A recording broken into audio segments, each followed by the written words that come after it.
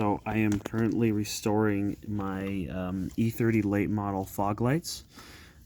Just wanted to show a few quick little things. Very interesting design, the way that they made it. So here's basically the projector, and that's what magnifies it. And then you have the lens that goes over the top. Now the lens here, when I got it, you know, it's a glass lens from the factory. Bought this used with it was in a valence that my friend had, and I'm converting my car to M-Tech 2 right now, so I need the late model fog lights. And here they are. Lens was already cracked. What I ended up doing is actually using that to my advantage. It's so much easier to have it cracked, which is funny. But yeah, it was already pre-cracked, so I was able to basically just get my screwdriver under there. First of all, I grabbed this blade, this razor blade, and cut the silicone around the edges here. You can see it's still kind of on there, but you cut that silicone and basically disconnect it. Then I was able to get the screwdriver underneath the broken parts and then pry it out. If yours is not broken, well, I mean, you probably shouldn't be replacing it unless it's, you know, like yellowed. And what are you going to do with it anyways if you're replacing it, right?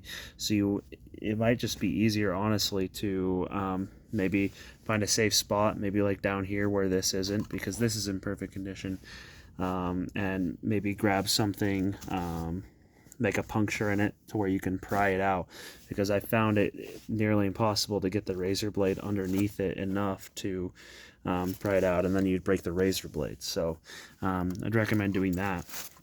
But the way that this fog light works is you've got a cover right here. You pull this cover off, it's just one screw, and then here is the way that this works.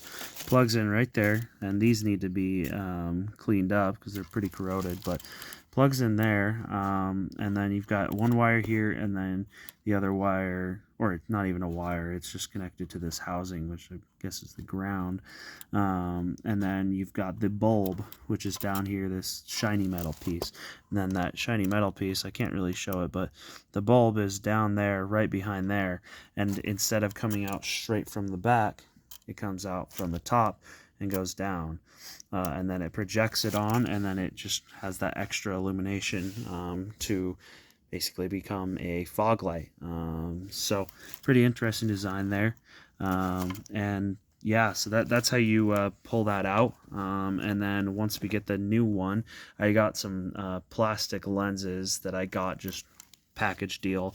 I prefer glass, but I'm going to see how the plastic lenses do for a while, and if they eventually break, then, you know, so be it, because they were pretty much free. So and they look good. You can't tell the difference when they're on the car. So I think what we're going to do is just keep you will want to have all of this silicone out of here when you put the new ones on, just so you know you get a proper seal and everything. You don't want any dust getting in there, because you can see with it broken, you see all that dirt in there. It just makes everything look bad, and it's not going to have the right illumination that it did from the factory. So you want to make sure that it's got a good seal on there.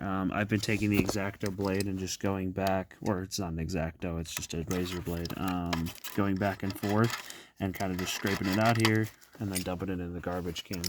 So I would recommend doing that, and then I might see if maybe some acetone or something like that can get the rest of it. But that's how you do it. There's also some adjustments right here. The fog lights, when they're on, have these two little holes, and then they've got these little dust caps. I originally thought that these were hard, but these are actually just rubber, so you'll just put a screwdriver underneath them, pry them out, but they're caps for the adjustments for the actual fog lights. So when the fog lights are on the car, you can adjust them up and down with these two screws right here, and it's that easy to adjust it. So make sure that you have it pretty much adjusted to your liking and to the position that you want before you get it on the car, because it's much easier to adjust it before than after, but you still can adjust it when it's in the car. Thank you for watching this video.